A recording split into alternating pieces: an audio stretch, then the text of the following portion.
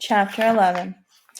We'd been walking in silence all through the night until we stopped to listen to the singing of the morning birds shattering the silence of the day. As we sat on the side of the path, Mariba began to sob. He was sitting away from us, something he usually did with Saidu.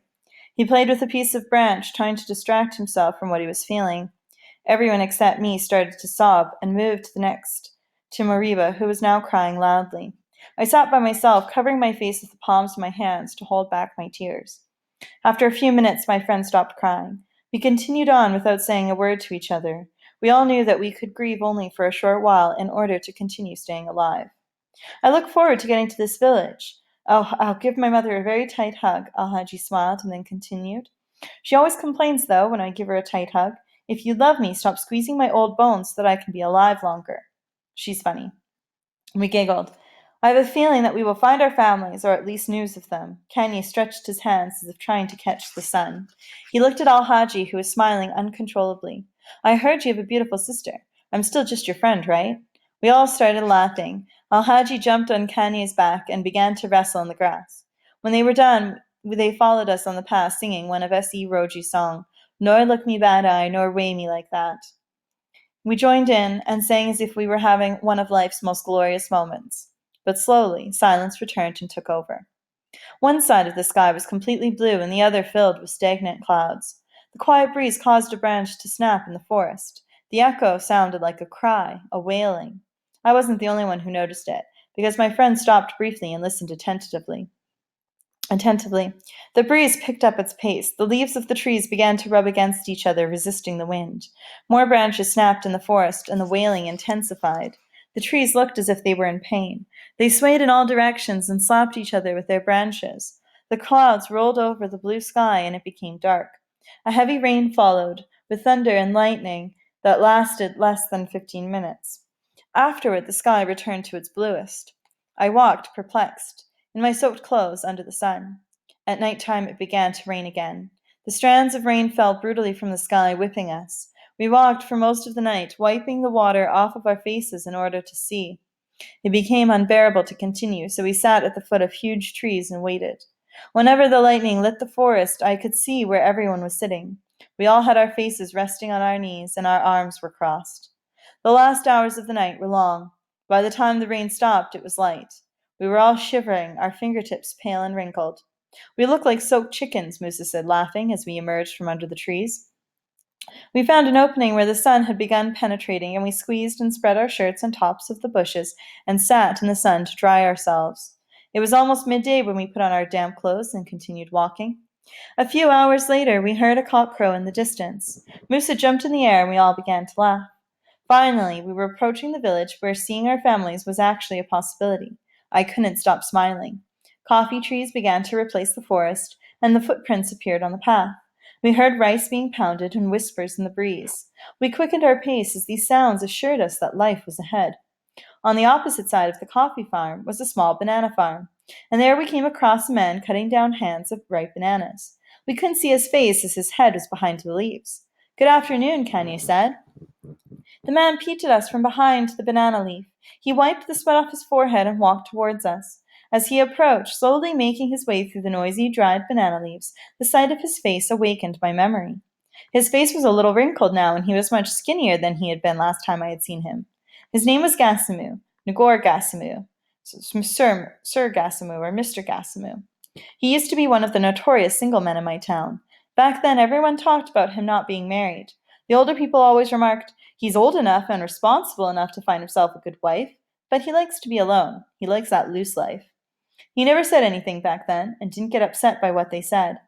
He cooked his own food, and when he was too tired to cook, he ate gari, a grated and dried food made from cassava, with honey. There was a period of time when he ate gari with honey for over a week. My mother decided to dish him out a plate every evening. That food is unhealthy for you, she said to him, and he smiled, rubbing his head.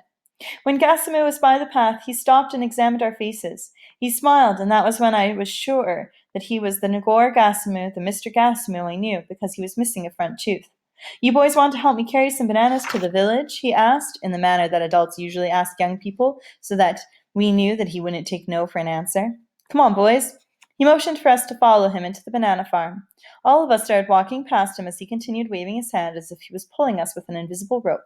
When I approached him, he put his hand on my shoulder and rubbed my head. Are you still a troublesome boy? He pulled on my nose. There's no time to be troublesome these days, I said. I see that you look very sad. Your forehead used to glow naturally when you were just a child. Your parents and I used to discuss how unusual that was. We thought it was because you were happy all the time. Your mother said you even smiled when you slept. But when you started your troublesomeness and were angry, your forehead glowed even more. We didn't have any other explanations for your forehead and how it related to your character. And here you are. It isn't shining anymore. He paused for a moment, looking at me. He walked away and began instructing my traveling companions how to pick up a hand of bananas and carry it on their shoulders instead of their heads. This way you won't break them in half, he explained. I picked up some of the bananas and waited for Gassimo to gather his water jug, machete, and the last bunch. So how did you get... I started, but he interrupted. Your parents and brothers will be happy to see you. They have been talking about you every day and praying for your safety. Your mother cries every day, begging the gods and ancestors to return you to her. Your older brother left to look for you, but he returned about a week ago. His face was sad when he returned. I think he blames himself for losing you. I dropped the hand as he started to give me these news. He continued walking, so I quickly picked up the bananas and followed him. They will indeed be surprised to see you. He walked slowly in front of me. I was breathing fast and couldn't bring out a word. I wanted to drop the hand and run as fast as I could to the village. My eyelids were twitching, and I felt as if the breeze was passing through my brain. It made me feel lightheaded. Excitement and sadness made me feel as if my heart would explode if I waited any longer. But on such a narrow path, I couldn't walk past those in front of me. After a few minutes, we came to a river, and I was happy, because at the edge of most villages there was a river, so I thought we should be there any minute now. But we weren't. The village is just over that hill, Gassimo said. It was a long hill, with rocks on either side of the path and some unmovable ones the road makers had left in the middle. The path zigzagged up to the top, where, when we finally made it, everyone had to rest for a few minutes. I became angry that we had to rest, and I sat on a big rock away from the group. My eyes followed the brown, dusty path that continued down the hill to the thick forest, through which I caught a glimpse of the thatched tin roofs of the village.